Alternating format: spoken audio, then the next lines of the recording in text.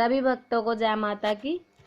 आज चर्चा करेंगे कि बिना गुरु के सिद्धि कैसे मिलती है, इस विषय पर।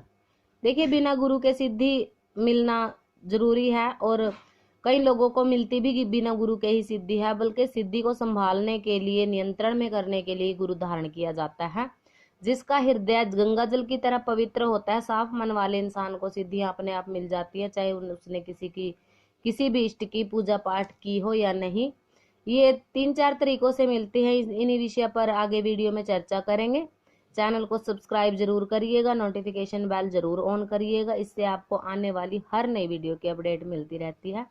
तो चलिए शुरू करते हैं।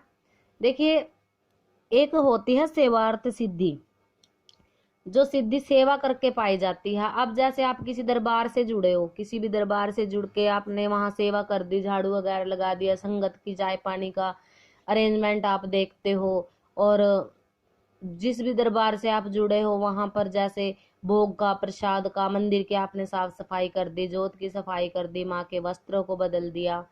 बहुत सारा ऐसा कार्य होता है जो सेवा करते हो आप किसी चौकी दरबार में किसी भगत की, तो उनकी सेवा करते करते आपके घर के संकट स्वतः ही कट के आपके ऊपर माता रानी की, महामाई की कृपा होने लग जाती है। इस प्रकार से भी सिद्धि मिलती है, क्योंकि जो सेवा करते हैं सेवा भाव से, ये सेवार्थ भाव से आने वाली सिद्धि होती है। दूसरी सिद्धि होती है जो भावना से, भाव से जुड़ के आती है। अब आप जैसे किसी भी चैनल पर जाते हो, किसी का वीडियो देखते हो, उनसे भाव से जुड़ जाते हो। अगर आप हमारा वीडियो सुनते हो तो जैसे माँ काली के दर्शन आपको हो गए किसी भी औरत के रूप में, जैसे माँ काली वाले सिम्टम उनमें आते हैं। कोई काली औरत आपको दिख गई, या फिर कोई पान खाती औरत आपको दिख गई, या फिर कोई छोटी बच्ची आपके साथ अचानक से, जिसे आप जानते भी नहीं, खेलने के लिए आती है, या फिर आपको माँ के मंदिर के दर्शन हो गए, शिवलिंग के दर्शन हो गए, माँ पात्री वाली के धाम के दर्शन हो गए, इससे भी आपके अंदर भक्ति पैदा होके आपको सिद्धियां मिल जाती है, सवारियां आनी शुरू हो जाती है, क्योंकि सपनों में आपको दर्शन होने उनके शुरू हो जाते हैं। तो समझिए आपको सिद्धि मिलने वाली है। तीसरा क्या होता है, अगर आपने किसी साधु संत की सेवा करी, कोई बुजुर्ग साधु संत आपके आसपास कहीं किसी मंदिर में, कुटिया में रहता है, आपने उनको खाना वगैरह दिया, उनके वस्त्र धो दिए, उनके जो आश्रम है, कुटिया, मंदिर, जहां पे भी वो रह रहे हैं, उनकी साफ सफाई आपने करी, सेवा करी, और उन्होंने आपके सिर पे हाथ रख दिया, पर आपने कभी किसी इष्ट की जोत नहीं जगाई, किसी की पूजा पाठ नहीं किया, किसी के लिए आपके मन में कभी कोई भाव नहीं था, तो जैसे ही उनका अंत समय आता है, वो अपने जीवन को छोड़ करके इस संसार से जाते हैं, तो उस वक्त उनके मरणोपरांत आपके ऊपर सवारी आ जाती है, आपको सिद्धि मिल जाती है।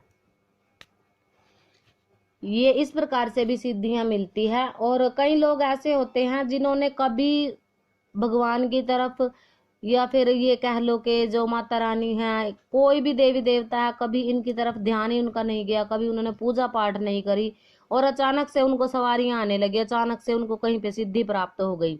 ये क्या होता है? ये वंशानुगत सिद्धि होती है। अगर आपके दादा नानी के परिवार में, दादा के परिवार में, नाना नानी, किसी ने भी अगर किसी इष्ट की सेवा उठाई और उनको सिद्धि मिली, और उन्होंने कोई गुरु धारण नहीं किया, और वो ऐसे ही दुनिया से चले गए, पर उनको सिद्धियां प्राप्त थी, तो उनके जाने के बाद अगर आपका स्वच्छंद हृदय, स्वच्छ हृदय वाले अगर आप हो, साफ मन अगर आपका है, और आपने कभी पूजा पाठ भी नहीं करी, तो आपके साफ हृदय को देख करके भी जो शक्तियां उनके पास थी, वो अपनी सिद्धि आपको दे देती हैं और आपको सिद्धि मिल जाती है। अब बात करते हैं कि आपको सिद्धि तो मिल गई, चाहे कैसे भी मिली, सेवार्थ सिद्धि मिली, भाव से मिली, वंशानुगत सिद्धि मिली, किसी भी प्रकार से आपको सिद्धि मिल गई, तो अब इस सिद्धि को, इस शक्ति को नियंत्रण में कैसे करना है, वो बातें, उसका नियंत्रण करने का तरीका, उसकी क्या क्रियाएं उसमें लगती है, क्या भोग प्रसाद देने होते हैं, कहाँ शक्ति को स्थान देना होता है, कहाँ उसे बिठाना होता है, और कौन सी शक्ति आपके घर के बाहर बैठेगी, कौन सी शक्ति आपके घर के मंदिर में बिठाई जाएगी, ये इन सब चीजों का ज्ञान आपको गुरु देते हैं।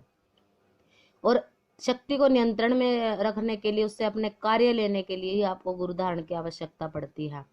नहीं तो बिना गुरु के ही अक्सर सबको सिद्धियां मिलती हैं। और जो लोग बिना किसी सवारी के किसी गुरु दरबार में जाकर के शक्तिपात करवाते हैं, शक्तिपात, यही शक्ति, इसी को शक्तिपात बोला जाता है, कि आपको वंशानुगत सिद्धि जैसे मिलती है, अपने आप आपके अंदर शक्तिपात हो जाता है, या किसी दरबार से किसी भगत की, किसी साधु संत की सेवा करके जब वो दुनिया से जाता है तब आपको वो सिद्धि मिलती है।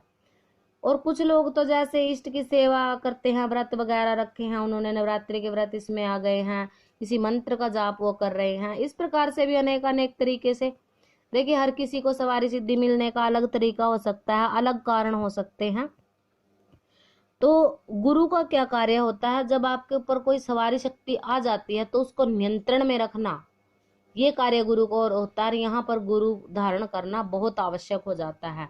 कई बच्चियों के फोन भी आते हैं हमारे पास, जब पहले आए भी हैं कि गुरु माँ, हमने तो भोले बाबा को ही गुरु मान रखा है और हमारे ऊपर देवी दुर्गा की सवारी आती है। अब आप बताओ, देवी दुर्गा की सवारी थोड़ी ना किसी को आ सकती है। देवी दुर्गा स्वयं इतनी बड़ी शक्ति है, उनके पास इतना समय नहीं होता कि वो किसी के शरीर पे जा करके खेले। उनकी जो योगिन्या, जो उनकी ये यक्षिणियां जो उनकी सेवा में रहते हैं, वो ही आपके शरीर के ऊपर आके खेलते हैं। और सर्वप्रथम वो ही आपकी रक्षा के लिए, जैसे बोल दिया जाता है ना, अब प्रधानमंत्री मोदी को आप ले लो। अब मोदी जी सबको अन्न बांट रहे हैं, थोड़ी ना वो अपने आप घर जाके हर किसी को ये भाई अनाज की बोरी आप भी लो, आप भी लो। हर किसी के डिपार्टमेंट, विभाग बटे हुए होते हैं, ये विभागों का काम होता है, अलग अलग विभाग दिए होते हैं। और विभागों के जो उनका, जैसे अलग अलग में किसी के पास, हनुमान जी के पास भूत प्रेत उतारने का विभाग है, किसी का कर्ज बंदी अगर है तो हनुमान जी की उनको सेवा करने के लिए बताया गया है। ये इस प्रकार से किसी को कोई बोलते हैं हम तो माँ काली की सेवा करते हैं तो हम हनुमान जी की पूजा क्यों करें, हनुमान जी तो खुद माँ के सेवक हैं। ऐसा नहीं होता। ये अलग अलग प्रकार से अलग अलग देवी देवताओं की सेवा करने से ही सिद्धियां मिलती हैं। और सर्वप्रथम तो अपनी कुल देवी और अपने घर के पितरों की सेवा जो कर लेते हैं, उनको अपने आप ही किसी बड़ी शक्ति की सवारी आना शुरू हो जाती है। देखिए सवारी अंश एक अलग चीज है। भी लोग तो ये बोल देते हैं सीधा, हमें माता आ गई, हमें काली माता आती है, हमें पाथरी वाली माता आती है, हमें, आधे लोग तो यही बोल देते हैं हमें दुर्गा माता आती है। अगर किसी के शरीर में देवी आ गई तो शरीर फट जाएगा भैया, ऐसा नहीं होता। सिद्धियां शक्तियां हमेशा बिना गुरु के मिलती हैं, पर शक्तियों को नियंत्रण करने के लिए गुरु की आवश्यकता होती है। तो जो लोग सिद्धि जिनको मिली है और वो किसी का जन कल्याण का कार्य नहीं करते, तब तो उन्हें गुरु धारण करने की आवश्यकता होती नहीं है। पर ऐसा कभी किसी के साथ होता नहीं कि किसी को शक्ति मिली और किसी ने झाड़ा तक ना लगाया हो, अभिमान हो जाता है।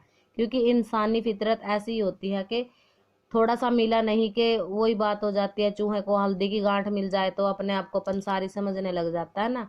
ये हर किसी के साथ होता है। तो आशा करते हैं आपको जानकारी पसंद आई होगी। मिलते हैं नई जानकारी के साथ, तब तक के लिए जय माता की।